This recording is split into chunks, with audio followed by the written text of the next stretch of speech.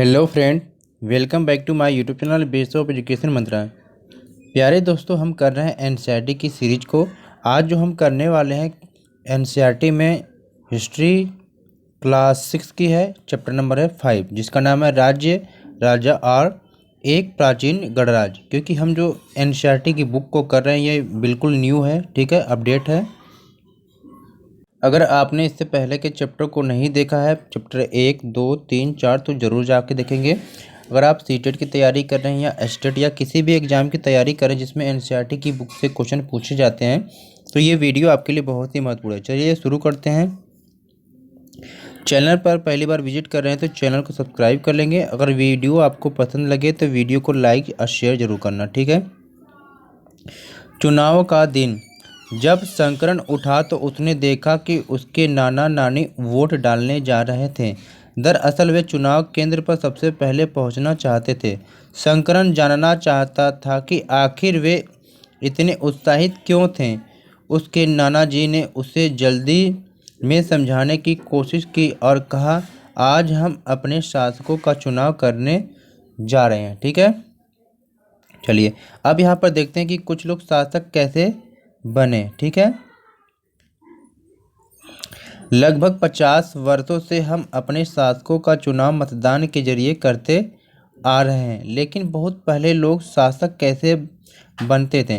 करीब 3000 साल पहले कुछ लोग बड़े बड़े यज्ञों को आयोजित कर राजा के रूप में प्रतिष्ठित हो गए, ठीक है। आपने भी ऐसे भी बहुत यज्ञ का नाम सुना होगा, जिसमें एक है अश्वमेध यज्ञ। यह एक ऐसा ही आयोजन था। इसमें एक घोड़े को राजा के लोगों की देखरेख में स्वतंत्र विचरण के लिए छोड़ दिया जाता था। इस घोड़े को किसी दूसरे राजा ने अगर रोका तो उसे वहां अश्वमेध यज्ञ करने वाले राजा से क्या है, लड़ाई लड़नी पड़ती थी। अगर उन्होंने घोड़ों को जाने दिया तो इसका मतलब यह होता था कि अश्वमेध यज्ञ करने वाला राजा उनसे ज़्यादा शक्तिशाली था, ठीक है। इसके बाद उन राजाओं को यज्ञ में आमंत्रित किया जाता था। यह यज्ञ विशिष्ट पुरोहितों द्वारा संपन्न किया जाता था।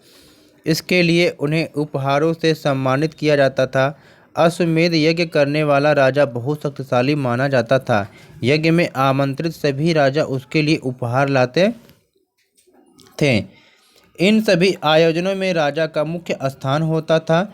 उसे राज सिंहासन या बाघ की खाल के एक विशेष आसन पर बिठाया जाता था। युद्ध क्षेत्र में राजा का सारथी ही उसका सहचर होता था। यज्ञ के अवसर पर वह राजा की विजयों तथा अन्य गुणों का गान करता था। राजा के सगे संबंधी, खासकर उसकी रानियों तथा पुत्रों को भी कई छोटे छोटे अनुष्ठान करने होते थे। अन्य सारे आमंत्रित राजाओं का काम सिर्फ बैठकर यज्ञ की पूरी प्रक्रिया को देखना भर था। राजा के ऊपर पुरोहित पवित्र जल के छिड़काव के साथ साथ अन्य कई अनुष्ठान करता था, ठीक है। विष अथवा वैसे जैसे सामान्य लोग उपहार लाते थे जिन्हें पुरोहित शूद्र मानते थे, उन्हें कई अनुष्ठानों में शामिल नहीं किया जाता था, ठीक है। अब यहाँ पर देखते हैं कि वर्ण का मतलब क्या होता है, ठीक है। यहाँ पर वर्ण के बारे में दिया, इसको भी जानेंगे। तो उस समय सामाजिक वर्ग में यानी समाज में 4 वर्ण थे: ब्राह्मण, क्षत्रिय, वैश्य, शूद्र। ब्राह्मण का काम था वेदों का अध्ययन अध्यापन करना और यज्ञ करना, जिनके लिए उन्हें उपहार मिलता था। क्षत्रिय का काम था युद्ध करना और लोगों की रक्षा करना, तथा वैश्यों का काम था खेती, पशुपालन तथा व्यापार करना। शूद्र का काम था अन्य तीनों वर्गों की क्या है, सेवा करना, ठीक है। आगे देखते हैं। अब देखते हैं जनपद क्या होता है, ठीक है।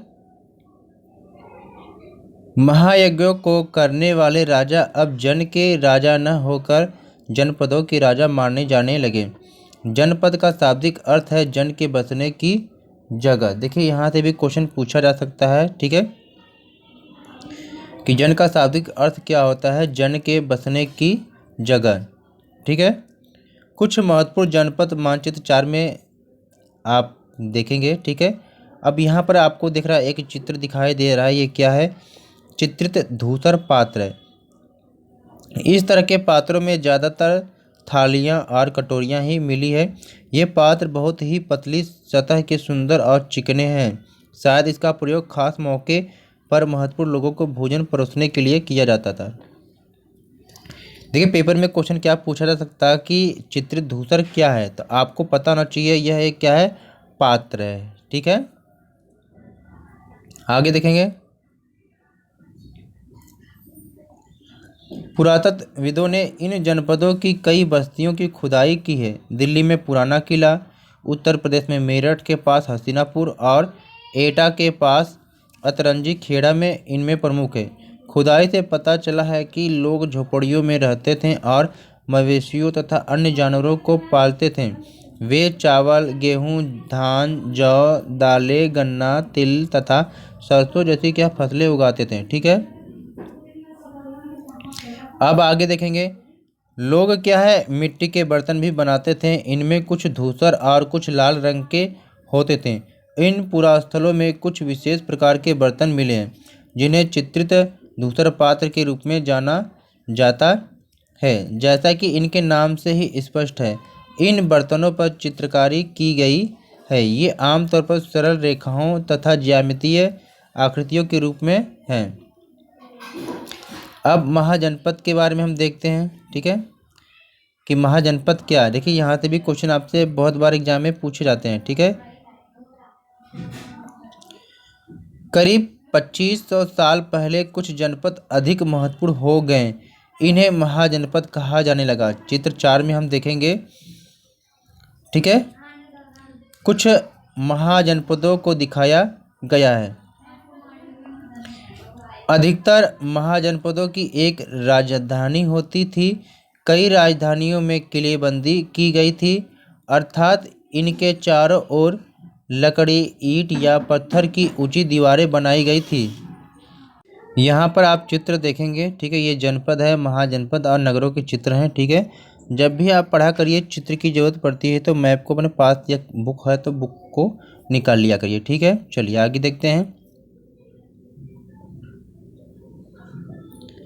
ऐसा लगता है कि लोगों ने अन्य राजाओं के आक्रमण से डरकर अपनी सुरक्षा के लिए इन किलों का निर्माण किया है। कुछ राजा अपनी राजधानी के चारों ओर विशाल, ऊंची और प्रभावशाली दीवार खड़ी कर अपनी समृद्धि और शक्ति का प्रदर्शन भी करते थे। इस तरह से किले के अंदर रहने वाले लोगों और उस क्षेत्र पर नियंत्रण रखना भी सरल हो जाता होगा। इस तरह की विशाल दीवार बनाने के लिए व्यापक योजना की आवश्यकता थी और लाखों की संख्या में ईंटों तथा पत्थरों का इंतजाम करना पड़ता था। हजारों स्त्री, पुरुषों तथा बच्चों ने इसके लिए अथक परिश्रम किया होगा। ठीक है, इनके संसाधन की आवश्यकता पड़ती होगी। आगे देखते हैं। यहाँ चित्र में आप देख पा रहे होंगे। ठीक है, अब यह क्या है, कौशाम्बी किले की दीवार है। यह चित्र आधुनिक उत्तर प्रदेश के इलाहाबाद के पास मिली है। ईंट की दीवार का अवशेष है। इसके एक भाग का निर्माण संभवतः 25 साल पहले हुआ था। अब यहाँ पर देखेंगे कौशाम्बी अगर पूछा जाए कहाँ पर है तो आपके क्या आधुनिक उत्तर प्रदेश के इलाहाबाद के पास में है। ठीक है ना, चलिए आगे देखते हैं। अब राजा सेना रखने लगे थे। सिपाहियों को नियमित वेतन देकर पूरे साल रखा जाता था। कुछ भुगतान संभवतः आहत सिक्कों के रूप में होता था। इन सिक्कों के बारे में तुम आगे अध्याय 8 में पढ़ेंगे। ठीक है, कर देखते हैं। कर यानी टैक्स। ठीक है, अब महाजनपदों के जो राजा थे विशाल किले बनवाते थे और बड़ी सेना रखते थे, इसलिए उन्हें प्रचुर संसाधनों की आवश्यकता होती थी। इसके लिए उन्हें कर्मचारियों की भी आवश्यकता होती थी। अतः महाजनपदों के राजा लोगों द्वारा समय समय पर लाए गए उपहारों पर निर्भर न रहकर अब नियमित रूप से क्या है, कर वसूलने लगे थे। ठीक है, अब वो किस किस प्रकार से कर लगाते थे यहाँ पर आप देखेंगे। तो वह क्या, यहाँ पर फसलों पर लगाए गए कर, कारीगरों के ऊपर लगाए गए कर। ठीक है, कारीगरों के ऊपर लगाए गए कर, पशुपालकों को जानवरों या उनके उत्पाद के रूप में देना पड़ता था कर। ठीक है, व्यापारियों को सामान पर कर देना पड़ता था। आखेटकों, संग्राहकों जंगल से प्राप्त वस्तुएं देनी पड़ती थी। अब देखिए आपसे पूछा जा सकता कि किस किस प्रकार से कर किस किस पे लगता था। ठीक है, आपको याद होना चाहिए कि फसलों पर कर लगता था, कारीगरों के ऊपर लगता था, पशुपालकों के ऊपर भी लगता था, व्यापारियों के ऊपर लगता था, जो आखेटक और संग्राहक होते थे उनके ऊपर भी कर लगता था। ठीक है, आप देखिए कृषि में परिवर्तन, कृषि में परिवर्तन क्यों आया, चलिए इसको देखते हैं कृषि के परिवर्तन के बारे में। ठीक है, कृषि में परिवर्तन, तो आप देखते हैं कि कृषि में परिवर्तन क्या हुआ। इस युग में कृषि के क्षेत्र में दो बड़े परिवर्तन आए। हल के फाल अब लोहे के बनने लगे। अब कठोर जमीन को लकड़ी के फाल की तुलना में लोहे के फाल से आसानी से जोता जा सकता था। इससे फसलों की उपज बढ़ गई। दूसरा परिवर्तन क्या था, लोगों ने धान के पौधों का रोपण शुरू किया, अर्थात खेतों में बीज छिड़ककर धान उपजाने के बजाय धान की पौध तैयार कर उनका रोपण शुरू किया गया। अब पहले की तुलना में बहुत ज़्यादा पौधे जीवित रह जाते थे, इसलिए पैदावार भी ज़्यादा होने लगी। सूक्ष्म निरीक्षण, ठीक है, इसको देखते हैं क्या इसमें निरीक्षण होने वाला है। पहला है मगध के बारे में जानकारी है कि पृष्ठ 4 में जब हम देखेंगे तो मगध आपको ढूंढना है। लगभग 200 सालों के भीतर मगध सबसे महत्वपूर्ण जनपद बन गया। गंगा और सोन जैसी नदियां मगध से होकर बहती थी। गंगा और सोन जैसी नदियां मगध से होकर बहती थीं। यातायात, जल वितरण, जमीन को उपजाऊ बनाने के लिए बहुत महत्वपूर्ण थी। मगध का एक हिस्सा जंगलों से भरा था। इन जंगलों में रहने वाले हाथियों को पकड़कर और उन्हें प्रशिक्षित कर सेना के काम में लगाया जाता था। यही नहीं, जंगलों से घर, गाड़ियाँ तथा रथ बनाने के लिए लकड़ी मिलती थी। इसके अलावा इस क्षेत्र में लौह-अयस्क की खदानें हैं। मजबूत औजार और हथियार बनाने के लिए ये बहुत उपयोगी थे। मगध में दो बहुत ही शक्तिशाली शासक बिंबिसार तथा अजातशत्रु हुए। अन्य जनपदों को जीतने के लिए ये हर संभव साधन अपनाते थे। महापद्मनंद एक और महत्वपूर्ण शासक थे। उन्होंने अपने नियंत्रण का क्षेत्र इस उपमहाद्वीप के उत्तर पश्चिमी भाग तक फैला लिया था। बिहार में राजगिरी यानी कि आधुनिक जो राजगीर है, ठीक है, कई सालों तक मगध की क्या है, राजधानी बनी रहे। बाद में पाटलिपुत्र जो आज का पटना है को राजधानी बनाया गया। ठीक है, 2300 साल से भी पहले की बात है। मैसिडोनिया का जो राजा सिकंदर था विश्व विजय करना चाहता था। पूरी तरह सफल न होने पर भी वह मिस्र और पश्चिमी एशिया के कुछ राज्यों को जीतता हुआ भारतीय उपमहाद्वीप में व्यास नदी के किनारे तक पहुंच गया। अब उसने मगध की ओर कूच करना चाहा तो उसके सिपाहियों ने इनकार कर दिया। वे इस बात से भयभीत थे कि भारत के शासकों के पास पैदल, रथ और हाथियों की बहुत बड़ी सेना थी। चलिए आगे देखते हैं। दूसरा है वज्जी। वज्जी क्या है? जैसा कि तुमने ऊपर पढ़ा, मगध एक शक्तिशाली राज्य बन गया था। उसके नज़दीक ही वज्जी राज्य था जिसकी राजधानी वैशाली यानी कि विहार थी। यहाँ एक अलग किस्म की शासन व्यवस्था थी जिसे गढ़ या संघ कहते थे। गढ़ या संघ में कई शासक होते थे और इनमें से प्रत्येक व्यक्ति राजा कहलाता था। ये सभी राजा विभिन्न अनुष्ठानों को एक साथ संपन्न करते थे। सभाओं में बैठकर ये बातचीत, बहस और वाद विवाद के जरिए तय करते थे कि क्या करना है और किस तरह करना है। शत्रुओं के आक्रमण से निपटने के लिए वे मिलकर चर्चाएं करते थे।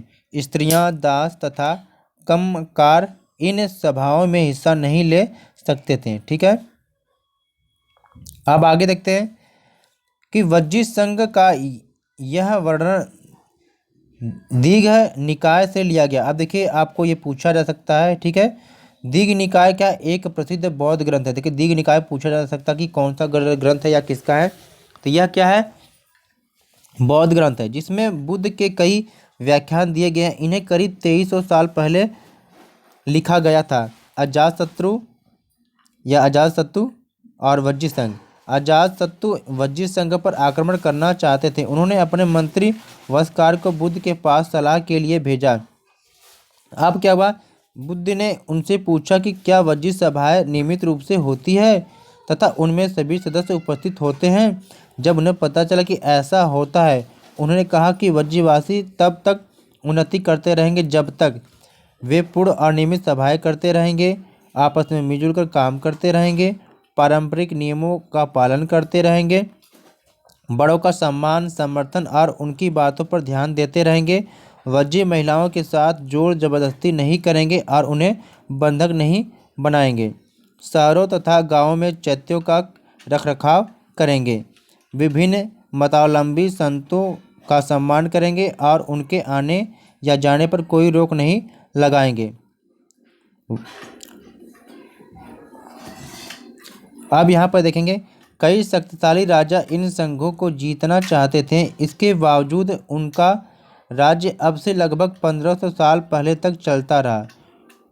उसके बाद गुप्त शासकों ने गढ़ और संघ पर विजय प्राप्त कर उन्हें अपने राज्य में शामिल कर लिया। इसके बारे में हम चैप्टर अध्याय में पढ़ेंगे, ठीक है। चलिए, यहाँ पर हमने क्या है, चैप्टर नंबर 5 को कंप्लीट कर लिया। तो प्लीज़ वीडियो को लाइक शेयर और चैनल को सब्सक्राइब कर लेना इसी तरह के एनसीईआरटी की बुक को देखने के लिए, ठीक है। अगर चैनल पर पहली बार विजिट कर रहे हैं तो चैनल को सब्सक्राइब जरूर कर लेंगे और जितने भी वीडियो को देख रहे हैं वीडियो को एक लाइक ज़रूर करना। आपका एक लाइक हमें मोटिवेशन का काम करता है। कोई भी क्वेश्चन है, क्वेरी है तो आप कमेंट में पूछ सकते हैं, ठीक है। Thanks for watching.